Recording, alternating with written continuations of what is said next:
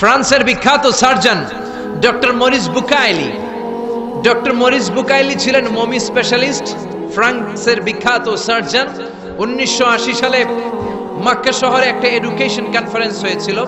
সেখানে কনফারেন্সে যোগদান করে আরব অনেক শায়েখদের সাথে তিনি পরিচিত হয়েছেন। সেখানে তিনি শুনেছেন আরব শায়েখরা চ্যালেঞ্জ করে বলেছে কোরআনে কোনো ভুল নাই। আল্লাহ চ্যালেঞ্জ দিয়েছে, পারলে ভুল বের করে দেখাও। মরিস বুকাইলি কনফারেন্স শেষে ফ্রান্সে এসে বলে, কি বলে পৃথিবীর সব বইয়ে ভুল আছে, আমার বাইবেলের ভিতরেও কত গোজামিল, আর কোরআনের ভিতরে বুঝি ভুল নাই।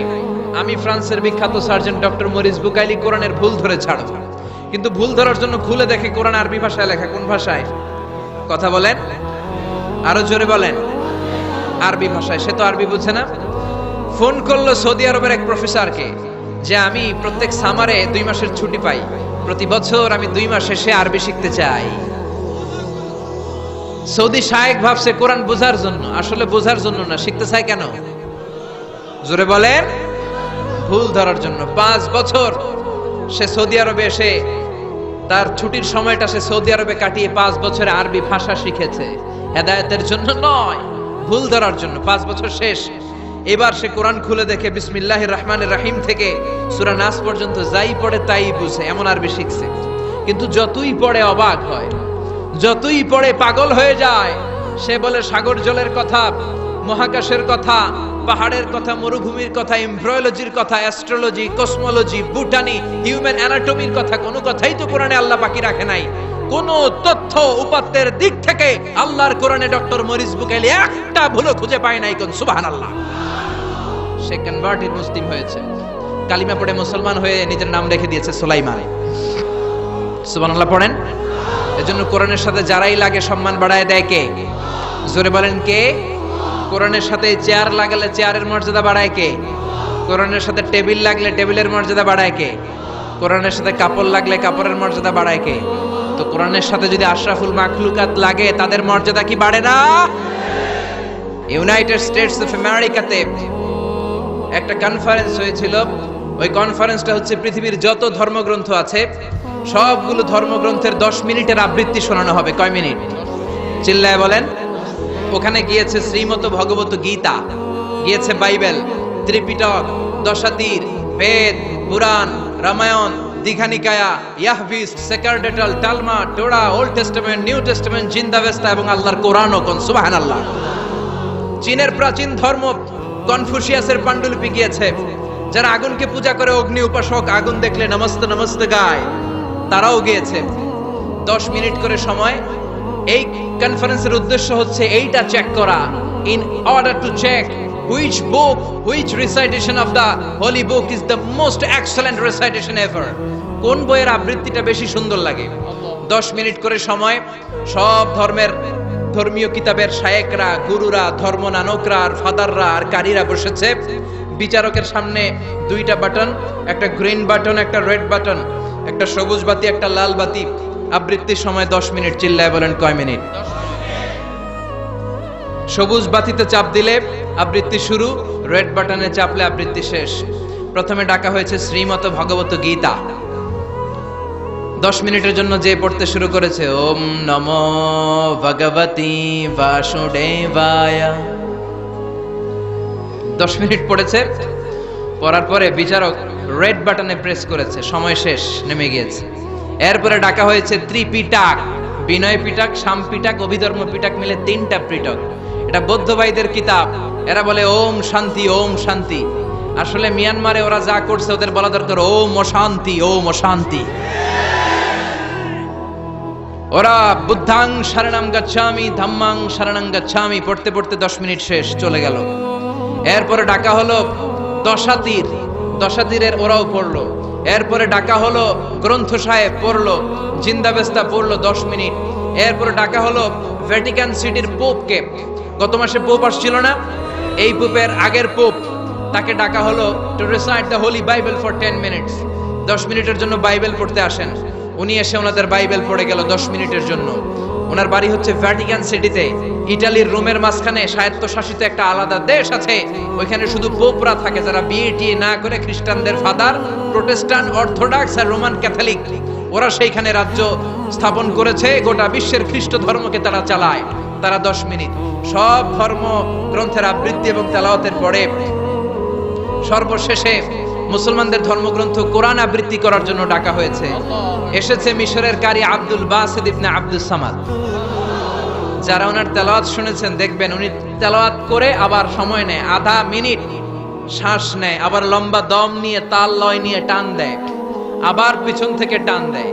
তাকে ডাকা হলো now the representative of Muslim community Abdul Basit Ibne Abdus Samad will now recite the holy book Quran for 10 minutes. মিশর থেকে আসা মুসলিম জাতির প্রতিনিধি তাদের ধর্মগ্রন্থ কোরআন নিয়ে এবার 10 মিনিট তেলাওয়াত করবে। কয় মিনিট? উনি দাড়ি রাখেন না, ক্লিন শেভ, পাতলা একটা চাদর আর জুব্বা পরে চলে এসেছে মাইকের সামনে। এসে আউযু বিল্লাহি মিনাশ শাইতানির রাজীম বলে টান দিয়েছে। সুবহানাল্লাহ। সময় কয় মিনিট? উনি সূরা ফাতিহা পড়তে সময় নিয়ে নিছে 13 মিনিট। সুবহানাল্লাহ। শ্রীমত ভগবত গীতাওয়ালারা হাততালি দেয়, সময় শেষ, কোরআন গেছে। কিন্তু কি আজীব তামাশা, বিচারক তো লালবাতি চাপে না। বিচারককে লালবাতি চাপার বিষয়টা ভুলিয়ে দিয়েছে কে? কেউ যেটা পারে না সেটা পারে কে? আব্দুল বাসিত কয় এই তো সুযোগ পাইছি আমি। বিচারক যেহেতু লালবাতি চাপে না, আমি আরেকটা সূরা ধরি। উনি কোরআনের সবচেয়ে সুন্দর সূরা আর রহমান তেলাওয়াত শুরু করলেন। উনি উনার গলায় আল্লাহ যত সুর দিয়েছিলেন সব সুর, দরদ, আদর ঢেলে দিয়ে সুরের ঝংকার তুলে পুরো কনফারেন্সকে মাতিয়ে দিলেন। 15 মিনিট হয়ে যায়, বিচারক লালবাতি চাপে না। 20 মিনিট, 25 মিনিট, 30 মিনিট হয়ে যায়, লালবাতি চাপে না। এদিকে অর্গানাইজিং কমিটির প্রধান চেয়ার থেকে উঠে এসে বিচারকের গায়ে ধাক্কা দিয়ে বলে, এই man, what's the hell are you doing here? What's wrong with you? Why aren't you pressing the red button? লাল বাতি চাপোস না কেন? ওরে ধাক্কা দেওয়ার পরে বিচারক ভূত দেখার মতো চমকে উঠছে। কি? হ্যাঁ, লাল বাতি।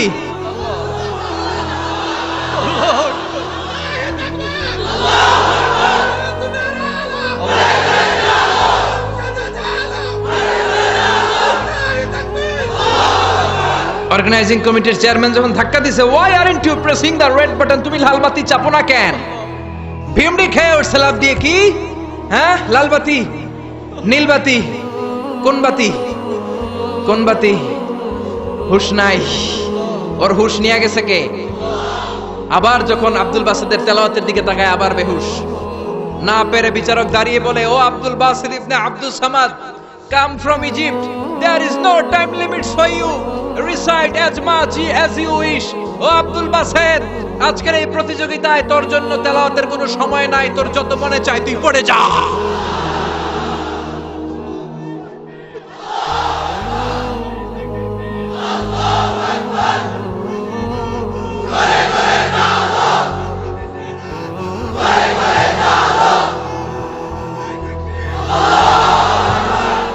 চল্লিশ মিনিট সময় ধরে গোটা মুসলিম বিশ্বের অহংকার, মিশরের সবচেয়ে বড় কারিগরি আব্দুল বাসিত ইবনে আব্দুল সামাদ গলার সব দরদার সুর উজাড় করে কনফারেন্স রুমে সূরা আর রহমান তেলাওয়াত করলেন। কনফারেন্স শেষ হলো, ওই বিচারকের বিরুদ্ধে মামলা হলো 3টা। কয়টা? যেহেতু আন্তর্জাতিক কম্পিটিশন, আন্তর্জাতিক আদালতে মামলা, সুইজারল্যান্ডের দি হেগে মামলা। হ্যান্ডকাফ পরিয়ে বিচারককে নেওয়া হয়েছে। মাননীয় আদালত বলে, why made you partiality between the books? You have given to Bible 10 minutes. You have given to Srimata Bhagavata Gita 10 minutes. You have given to Tripitaka 10 minutes. Why have you given extra 30 minutes for Quran? সব ধর্মগ্রন্থরে 10 minute দেওয়ার কথা, বাইবেলরে দিলি 10, শ্রীমত ভগবত গীতারে দিলি 10, ত্রিপিটকরে 10, কোরআনরে অতিরিক্ত 30 minute, মানে আগের 10 আর 30 মিলে 40 minute দিলি কেন? বিচারক বলে, অনারেবল জাজ, I have a humble question to you. মাননীয় আদালত, আমার একটা বিনয়ের প্রশ্ন আছে। আদালত তো টাসকি খেয়ে গেছে, কিরে আমার এবার প্রশ্ন করে কেন? বিচারক বলে, আমার প্রশ্ন হচ্ছে, বিচারক তো আমি নিজে হই নাই, জাজ তো আমারে আপনারাই বানাইছেন। আমি তো ওদেরকে 10 মিনিট দিছি, ঠিক কি না? আমি তো বাইবেলরে 10 মিনিট দিয়েছি। এর কারণ, যখন বাইবেল পড়তে এসেছে আমার হুশ আছে, আমার সময়ের জ্ঞান আছে, আমি সময়ের টাইম ধরে বসে আছি, আমার হিতাহিত জ্ঞান আছে, আমার নার্ভাস সিস্টেম ওকে। 10 মিনিট শেষ, আমি রেড বাটনে চেপেছি, উনি নেমে গিয়েছে, বাইবেলকে ডেকেছি, বাইবেল শেষ, শ্রীমত ভগবত গীতাকে ডেকেছি, গীতা শেষ, ত্রিপিটককে ডেকেছি।